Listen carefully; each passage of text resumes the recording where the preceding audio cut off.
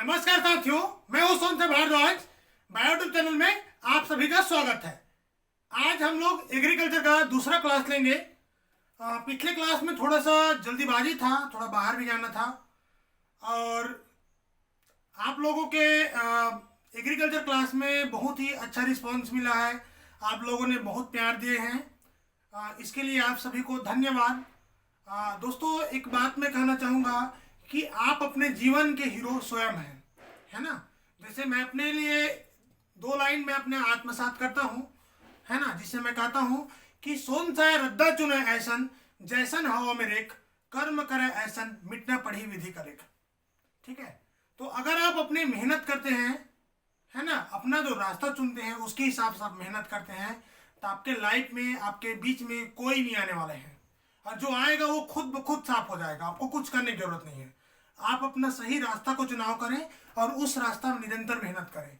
अगर आप निरंतर मेहनत करते हैं तो आपको कोई नहीं हटा सकता उस रास्ते से। आज हर चीज मुमकिन है, लेकिन बस आपको शिद्दत से उस चीज को करना चाहना है। अगर आप उस चीज को शिद्दत से चाहते हैं, करना चाहते हैं, तो आपको वो चीज जरूर मिलेगा। तो हम देखते हैं इकोलॉजी के जो चैप्टर है इसमें, है ना, इकोलॉजी इन इन्वायरमेंट वाला चैप्टर है एग्रीकल्चर में, पहला चैप्टर है। आप लोग देखे होंगे कि मैक्सिमम जो लेक्चर है चैप्टर को छोड़ देते हैं, ठीक है, लेकिन हम इसको कवर कर रहे हैं और बहुत ही अच्छा चीज़ों से कवर करेंगे। और इस चैप्टर को हम एग्रीकल्चर के हिसाब से पढ़ेंगे, है ना, नॉट इकोलॉजी के हिसाब से। जब इन्वायरमेंट में अगर ये चैप्टर आएगा तो वहाँ और उसको डिटेल कर देंगे, ठीक है। तो चलिए हम आ जाते हैं natural resource and their sustainable management and conservation introduction. ठीक है, हम इसका इंट्रोडक्टरी पोर्शन को देख रहे हैं कि नेचुरल रिसोर्स का, हमारे जो प्राकृतिक संसाधन है उसे कायम रखने के लिए कैसे उसका प्रबंध करें और संरक्षण करें, इसके बारे में देखेंगे। और इसी के साथ साथ हम दूसरा चैप्टर देखेंगे। यह है, देखिए, फसल उत्पादन एवं वितरण को प्रभावित करने वाले भौतिक एवं सामाजिक पर्यावरण। ठीक है, हमारा जो क्रॉप को प्रभावित करने वाले भौतिक एवं सामाजिक पर्यावरण को भी चर्चा करेंगे आज के टॉपिक में। तो हम देखेंगे इसमें प्रमुख जो महत्वपूर्ण जो पॉइंट है उसे रेखांकित करेंगे। तो ध्यान दीजिए साथियों कि जो नेचुरल रिसोर्स है ना, नेचुरल रिसोर्स है, इसे क्यों कंजर्वेशन करने की जरूरत है, आज क्यों मैनेजमेंट करने की जरूरत है। सबसे पहला तो सवाल ये है कि नेचुरल रिसोर्स है उसे क्यों कंजर्व करने का, क्यों मैनेजमेंट करने की आवश्यकता आन पड़ी है। तो एक बात ध्यान दीजिएगा, हमारा जो पॉपुलेशन है यह आने वाले लगभग 2050 तक, ठीक है, 30% बढ़ जाएगा। कितना बढ़ जाएगा जी? 30% बढ़ जाएगा। और ये पॉपुलेशन जो मैं बोल रहा हूं ये हमारा क्या है, ग्लोबल पॉपुलेशन है। ठीक है, जो ग्लोबल पॉपुलेशन है यह आने वाला 2050 तक 30% पॉपुलेशन बढ़ जाएगा। अब देखिए 30% अगर पॉपुलेशन बढ़ जाएगा तो जाहिर सी बात है हमारे सामने जो आएगा वह क्या हो जाएगा, फूड का समस्या होगा, खाद्य समस्या होगा।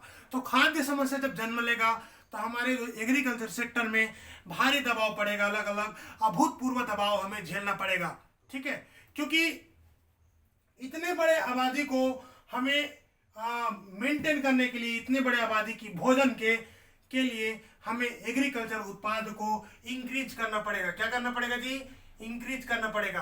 एग्रीकल्चर हमारा उत्पाद है उसे बढ़ाना पड़ेगा। अगर हमारा एग्रीकल्चर उत्पाद प्रोडक्टिविटी बढ़ेगा, ठीक है, और इसके बढ़ाने की होड़ में हमें हर प्रकार की चीज़ों का समस्या आएगा।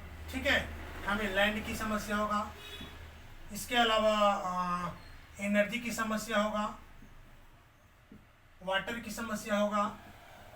ठीक है, क्योंकि जाहिर सी बात है इतने बड़े पॉपुलेशन जब बढ़ जाएगा तो उसे रहने के लिए घर चाहिए, खाने के लिए भोजन चाहिए, पहनने के लिए कपड़ा चाहिए, ठीक है, और अन्य संसाधन भी चाहिए। तो सारा संसाधन हमें कहाँ से मिलता है? हमारे प्रकृति से मिलता है। ठीक है, और जिस चीज़ों को इंसान अपनी उपभोग करने के लिए यूज करता है, ऐसे प्राकृतिक जो भी चीज़ें हैं जिससे हमारे आवश्यकताओं की पूर्ति होती है, वही हमारी क्या कहलाती है? संसाधन कहलाती है। समझ में आया? संसाधन किसे कहेंगे?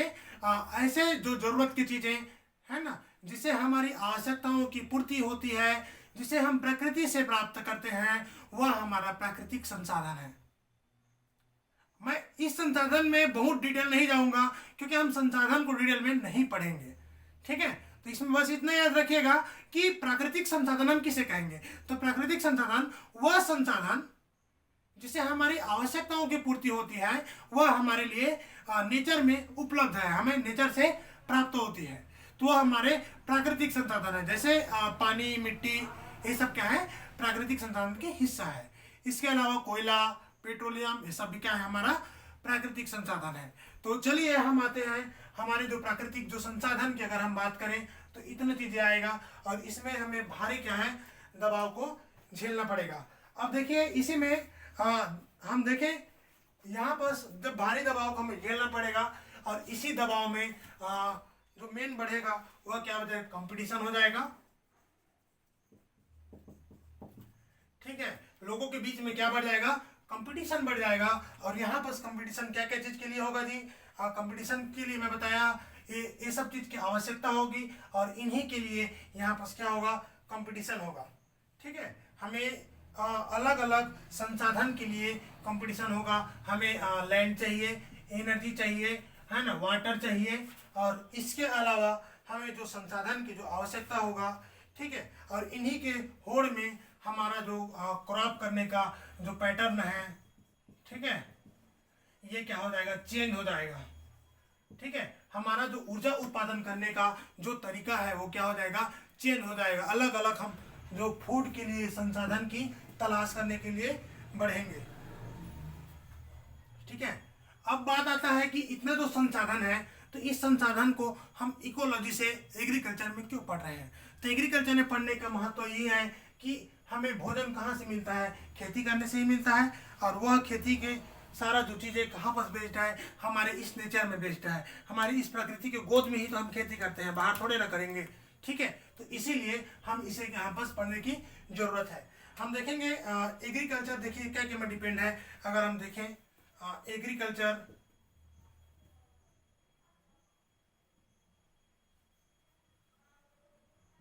डिपेंड, एग्रीकल्चर किसमें डिपेंड है जी, यह देखिए डिपेंड्स लार्ज एक्सटेंट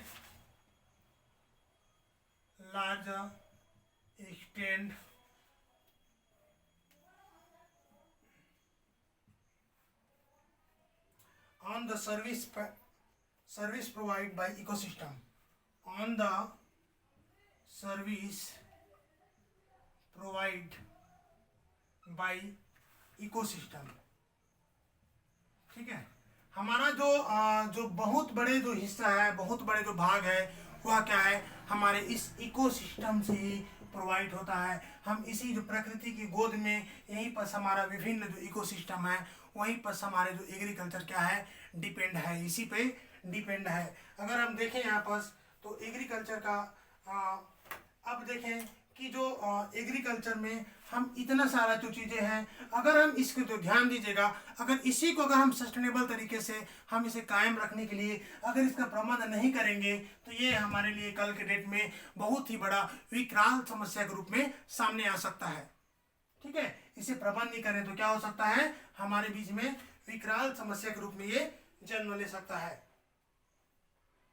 अब हम यहाँ पर देखेंगे जो सस्टेनेबल एग्रीकल्चर अप्रोच हमें क्या क्या जो अप्रोच करता है ना, जो सस्टेनेबल एग्रीकल्चर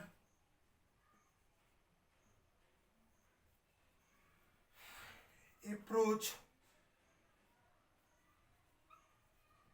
तो सस्टेनेबल हमारा एग्रीकल्चर है, ये हमें क्या क्या अप्रोच करता है। सस्टेनेबल एग्रीकल्चर हमें क्या करता है, हमारे जो प्रोडक्ट को अनुकूल रहता है, अनुकूल हमें प्रोडक्ट करता है। तो हम क्या लिख सकते हैं, optimising production,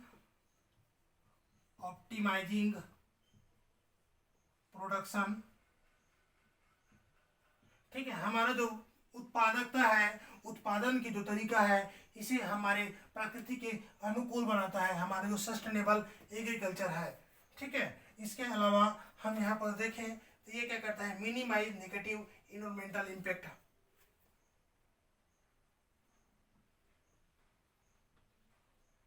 minimise negative environmental impact.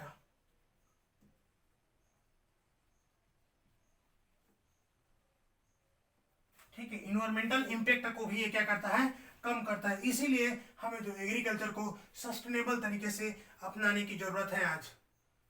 तो साथियों हम इसी में आगे बढ़ते हैं। हम यहाँ देखते हैं, पाते हैं कि हम जो एग्रीकल्चर जो इम्पैक्ट को मिनिमाइज करते हैं, ठीक है, एग्रीकल्चर जो हमारे प्रकृति को जो हानि हो रहा है इसे क्या होगा, सस्टेनेबल तरीके से अपनाते हैं। तो हम यहाँ पर ध्यान रखते हैं कि हमें कम से कम हानि हो, क्या हो जी, कम से कम हानि हो।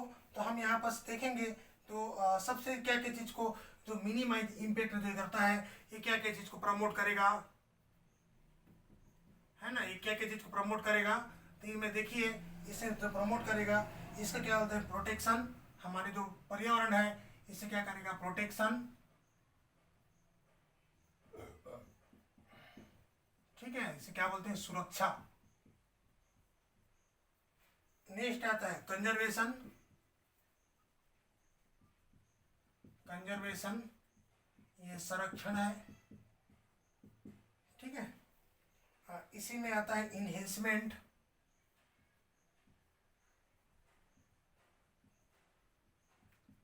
ठीक है, इनहेंसमेंट को बोलते हैं वृद्धि। ठीक है, इसके अलावा efficient use for resource, efficient use. ठीक है, हम कोई चीज को एफिशिएंट यूज करते हैं, इतना सारा चीज को हम निगेटिव इम्पैक्ट को कम करके हम अपने पर्यावरण के साथ कर सकते हैं। ठीक है, हम निगेटिव इम्पैक्ट को जैसे ही मतलब कम कर लेते हैं, ठीक है, तो सस्टेनेबल जो एग्रीकल्चर है इसे अपनाते हैं, तो हमारे सामने इतना सारा चीज़ें जो सुरक्षा क्या है, पर्यावरण का, हमारा प्रकृति का सुरक्षा, संरक्षण, जो उत्पादन में वृद्धि और इफिशिएंट यूज को ये क्या करता है, प्रमोट करता है। हम देखें जो एग्रीकल्चर जो सस्टेनेबिलिटी है, ठीक है, वो क्या करता है जी, देखो ये क्या करता है, इंटर जो स्ट्रेटजी है, हमारी जो भी स्ट्रेटजी है, ठीक है, वहाँ पर अगर हम देखें, ठीक है, तो एक चीज़ यहाँ पर हम देखेंगे, मेन चीज़ है, हम नेचुरल रिसोर्स की अगर हम बात करें, ठीक है, यहाँ पर हम देखेंगे कि नेचुरल रिसोर्स में अभी क्या चीज़ें स्थिति है। ठीक है, तो हम एग्रीकल्चर को देखेंगे, तो एग्रीकल्चर का नेचुरल रिसोर्स की अब बात करें, ठीक है, हम बात करेंगे नेचुरल रिसोर्स का।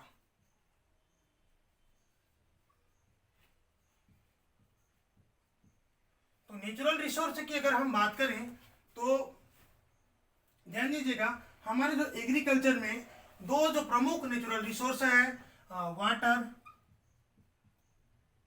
और सोइल। ठीक है, ये दोनों काफी हद तक हमारा जो एग्रीकल्चर का जो आधारभूत है, ठीक, ढांचा है, बेस है, वो ये दोनों नेचुरल रिसोर्स पर टिका हुआ है। हम बाकी नेचुरल रिसोर्स का यहाँ पर चर्चा नहीं करेंगे, क्योंकि हम क्या पढ़ रहे हैं, एग्रीकल्चर पढ़ रहे हैं, राइट। तो एग्रीकल्चर पढ़ रहे हैं तो हम सिर्फ दो नेचुरल रिसोर्सों का भी यहाँ पर चर्चा करेंगे, और इन्हीं के इर्द गिर्द बाकी हम आगे चैप्टर को चर्चा करेंगे, क्योंकि एग्रीकल्चर का हमारा जो बेस है इसी पर टिका है। ठीक है, तो हम देखते हैं तो पाते हैं कि हमारा जो इसेंशियल जो फंक्शन है वह वाटर और सॉइल पर टिका हुआ है, इसी पर इसका बेस है। ठीक है, अगर हम एक अनुमान के हिसाब से देखें तो लगभग 70% फ्रेश वाटर, ठीक है, 70% फ्रेश वाटर ये हमारा यूज हो जाता है एग्रीकल्चर में।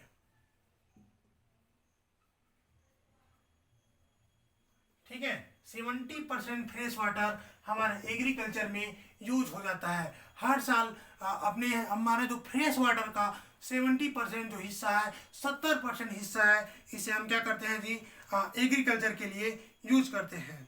ठीक है, अब यहाँ पर देखिए, एग्रीकल्चर के लिए हम इस वाटर को यूज करते हैं, तो इसके साथ में क्या होता है, इस वाटर के साथ में जो चीज़ें होता है, हम जो यूज करते हैं वाटर, तो यहाँ पर जनरली आप लोग देखे होंगे, हम जब खेत में जब क्रॉप हम जो तैयार करते हैं, तो उस क्रॉप में क्या डालते हैं, पेस्टिसाइड डालते हैं, विभिन्न प्रकार के हम दवाई डालते हैं पेस्ट को कंट्रोल करने के लिए, और उसके साथ साथ हम उसमें विभिन्न प्रकार के रासायनिक खाद भी डालते हैं। तो यह हमारे सॉइल को और वाटर को क्या करता है, प्रदूषित करता है। जब भी खेत में जो पानी जो आता है तो उस पानी से क्या होता है, हमारा जो पेस्टिसाइड धुल करके वह हमारे पानी के स्रोत में चला जाता है। और उसी का कुछ भाग जब हमारे इस फील्ड में जब पानी जो भरे रहता है तो इसी का कुछ भाग रिस करके जमीन के नीचे चला जाता है और यही इसी में का जो केमिकल रहता है वह इस पानी में चला जाता है। तो धीरे धीरे हमारा जो वाटर जो सोर्स है, पानी का जो स्रोत है, वह क्या है, विषाक्त होते जा रहा है।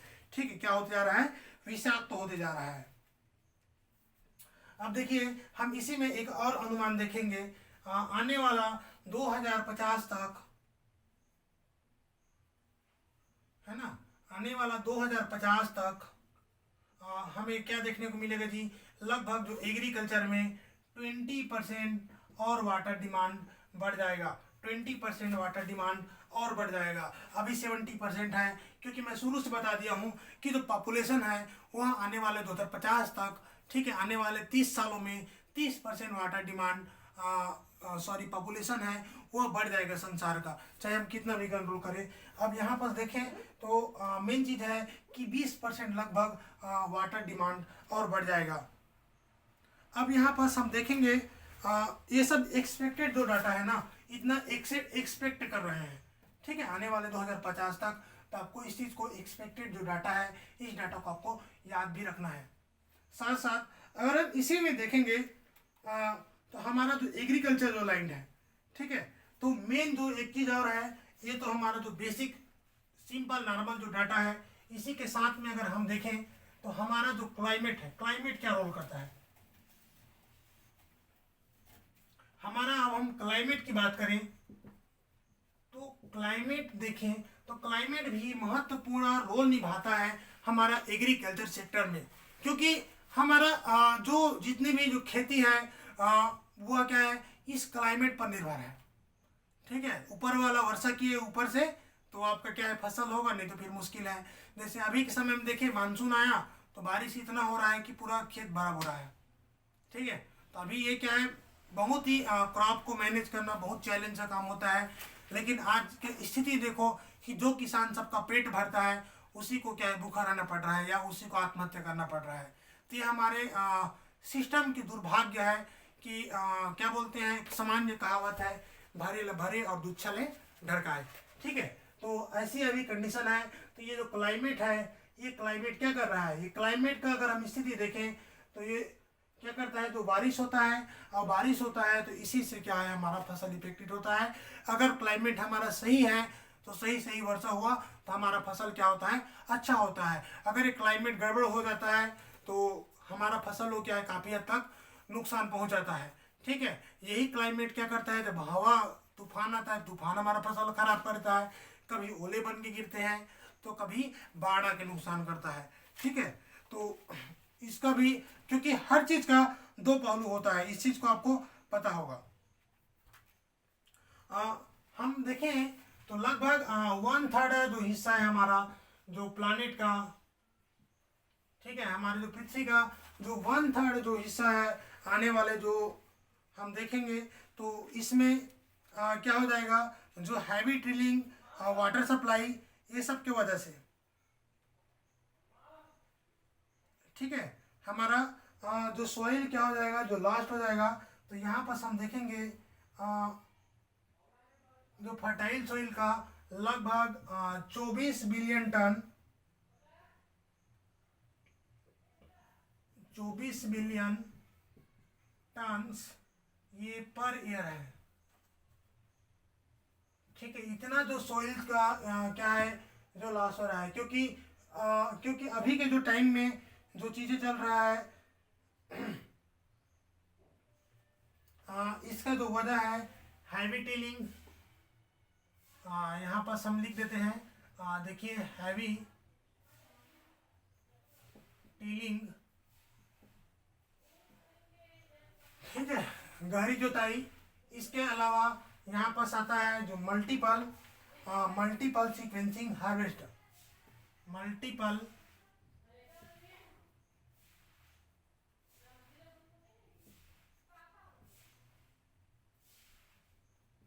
ठीक है। तो मल्टीपल सीक्वेंसिंग हार्वेस्टर की वजह से हम इतने जो 24 बिलियन टन जो सॉइल है हमारा, ये क्या है, हम हर वर्ष क्या है नष्ट कर दे रहे हैं। ठीक है, इतना चीज़ें जो लास्ट रेट है ये हमारा, ये क्या है, जो फर्टाइल सॉइल का जो डिग्रेडेड रेट है। ठीक है, ये जो डाटा है ये किसका डाटा है, जो फर्टाइल सॉइल का डिग्रेशन का रेट है। ठीक है, हमारे जो उपजाऊ मिट्टी है, उपजाऊ भूमि है, उसी का डिग्रेड होने का रेट है। ठीक है, हर वर्ष, क्योंकि हम हर वर्ष क्या करते हैं, जमीन का ऊपर जमीन का पेस्टिसाइड इतना डालते हैं और गहरी जोताई बार बार, तो जिसके वजह से ये सारा सामना हमें देखने को हो रहा है। अगर हम इसी में ध्यान दें तो आने वाले जो फ्यूचर का जो फूड सिक्योरिटी का अगर हम ध्यान दें तो जितने भी जो रूरल जो कम्युनिटी है, तो वहाँ पर विभिन्न प्रकार के जो फूड का जो अलग अलग, जैसे 2013 का जो आया हुआ फूड सिक्योरिटी जैसे कानून था, उसमें क्या निर्धारित किया गया था कि हर व्यक्ति को क्या भोजन का अधिकार है। ठीक है, तो ऐसे आने वाला जो टाइम में भोजन की जो समस्या क्या है लगातार बढ़ती जाएगी। ठीक है, साथ साथ हमें इस प्रकार मिट्टी का, पानी का, हमें अलग अलग चीज़ों का हमें सामना करना पड़ेगा। तो इसके लिए हम देखेंगे ये सब चीज़ें क्या है, जो प्रैक्टिस है, जो एग्रीकल्चर लैंड है, वहाँ पर हमें अच्छा जो प्रैक्टिस को, इफिशिएंट को हमें बढ़ाना पड़ेगा। क्योंकि हमारे देश में अभी ये समस्या उत्पन्न हुआ है कि जितना जो एजुकेट है वो खेती नहीं करना चाहता।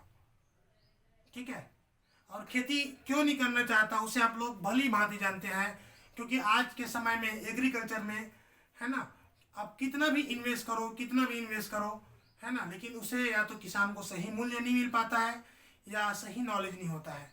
ठीक है, और जिसको सही नॉलेज है, जो अधिकारी बन के बैठे हैं, वो सही मार्गदर्शन नहीं करते हैं, या गवर्नमेंट से जो प्रोवाइड कराया जाता है बीज, वो कई बार सही बीज नहीं रहता है, कई बार धोखा हो जाता है। इसीलिए किसान गवर्नमेंट के जो बीज जो सीड प्रोवाइड करता है, वितरण है, उस पर किसान भरोसा नहीं कर पाता है और महंगे बीजों, महंगे खादों के चक्कर में फंस जाता है। तो बहुत सारा जो समस्या है आने वाले जो टाइम में और वर्तमान में भी ये चीज़ चल रहा है। ठीक है, तो इसके लिए एक अच्छा प्रैक्टिस चाहिए एग्रीकल्चर में, और अच्छा प्रैक्टिस के साथ साथ बहुत अच्छा मैनेजमेंट चाहिए, और इस पर गवर्नमेंट को भी और लोगों को भी कोऑपरेट करके चलना पड़ेगा। और एग्रीकल्चर जो सेक्टर है उसे क्या करना पड़ेगा, इम्प्रूवमेंट करना पड़ेगा, इम्प्लीमेंट करना पड़ेगा, है ना। हम यहाँ पर देखेंगे एग्रीकल्चर जो क्षेत्र है, यहाँ पर सस्टेनेबल यूज, हम यहाँ देखेंगे sustainable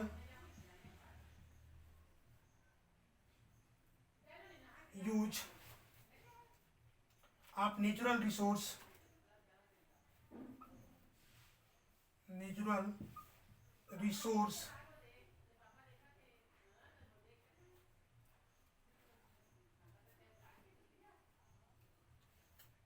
includes practice that।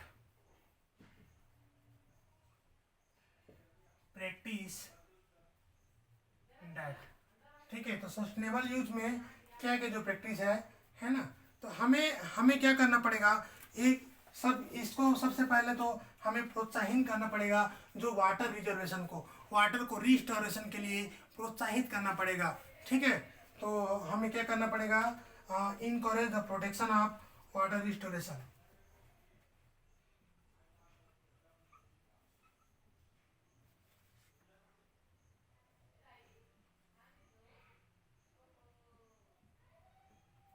encourage that protection and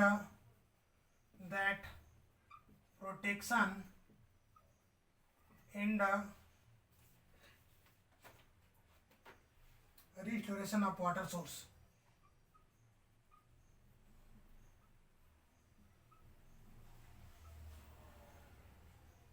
ठीक है, तो हमें जो वाटर सोर्स है उसे क्या करना पड़ेगा, प्रोटेक्शन करना पड़ेगा वाटर सोर्स का। हमारे जो भी वाटर सोर्स है उसे प्रोटेक्शन के लिए प्रोत्साहित करना पड़ेगा। हमें जितने भी हमारा जो वाटर रिसोर्स है उसे रीस्टोर करने की ज़रूरत है। हमें जो वाटर जो टेबल का लगातार ट्रीटमेंट करने की ज़रूरत है। हमारे जितने भी जो नदी, तालाब, जो सोर्स है, यहाँ पर हमें वाटर की जो जितने भी जो सोर्स हैं उसे प्रबंध करने की आवश्यकता है आज।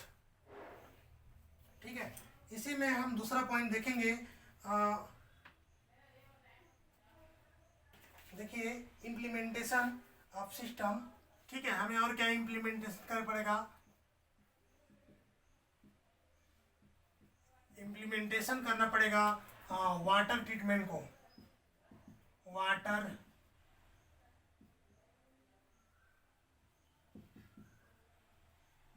ट्रीटमेंट को इम्प्लीमेंट करना पड़ेगा। एक तो हमें रिस्टोर करना पड़ेगा जितने भी जो वाटर सोर्स है उसको। दूसरा चीज है इम्प्लीमेंट, हमें कार्यान्वयन करना पड़ेगा वाटर ट्रीटमेंट को। हमें जो बिफोर जो यूज करने के बाद में, आफ्टर यूज और बिफोर जो हम नेचुरल रिसोर्स छोड़ते हैं तो उसके पहले ट्रीटमेंट करना पड़ेगा। हमारे जितने भी जो शहर से जो पानी निकलता है या कारखाना से निकालना पड़ता है उसे हमें उपचारित किए बिना नहीं छोड़ना चाहिए नेचुरल सोर्स में, क्योंकि अगर हम उपचारित किए बिना अगर छोड़ देते हैं तो मुश्किल होगा। ठीक है, इसके अलावा है सोइल कंजर्वेशन,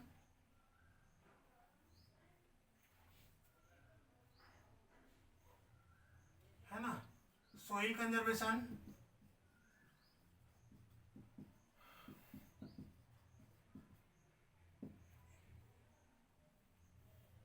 सोइल कंजर्वेशन के साथ साथ और हमें क्या करना पड़ेगा जी, improved carbon stocks.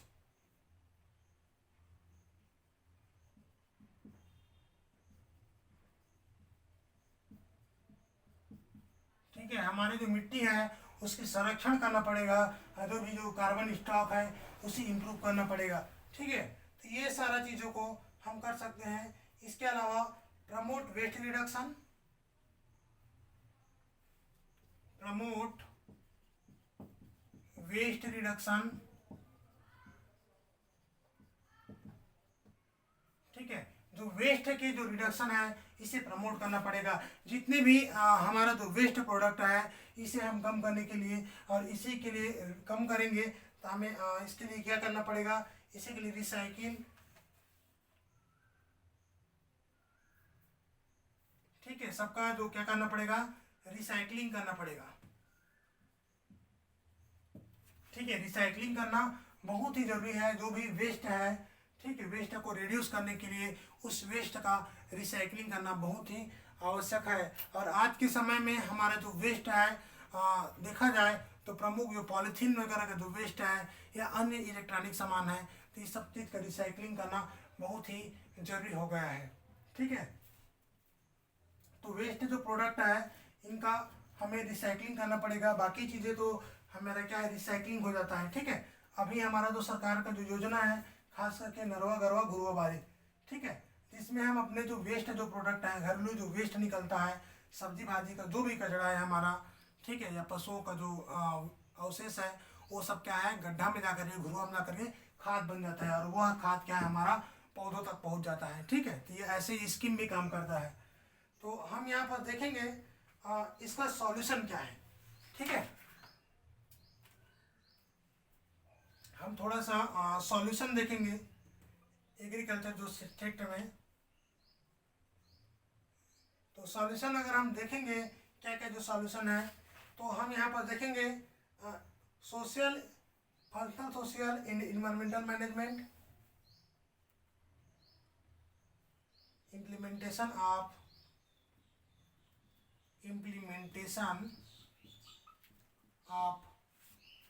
Functional and social environment. ठीक है, तो सोशल इन्वायरमेंट को हमें क्या है, इम्प्लीमेंट कार्यान्वयन करने की जरूरत है। हमें जो सामाजिक जो पर्यावरण है इसे इम्प्लीमेंट करने की जरूरत है। ठीक है, तभी हम यहाँ पास क्या कर सकते हैं, प्रोडक्टिविटी हर चीज़ को कर सकते हैं। इसके अलावा रिस्पॉन्सिबल मैनेजमेंट, एक जवाबदेह मैनेजमेंट का भी होना जरूरी है ना। तो यहाँ पर रिस्पॉन्सिबल मैनेजमेंट, ठीक है, तो रिस्पॉन्सिबल मैनेजमेंट का भी होना बहुत ही जरूरी है, जो हमारे जो रिसोर्स को जो हानि हो रहा है इस हानि को रोक सके। इसके अलावा है इंक्रीज प्रोडक्टिविटी,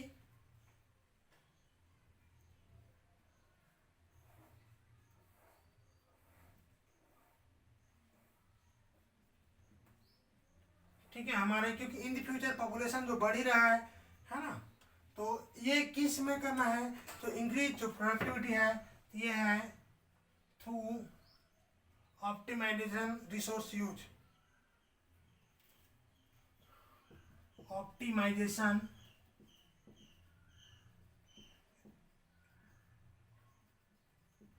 रिसोर्स यूज। हमारे जो रिसोर्स है उसे अनुकूल यूज करके हमें प्रोडक्ट को जो इंक्रीज करना पड़ेगा, बढ़ाना पड़ेगा।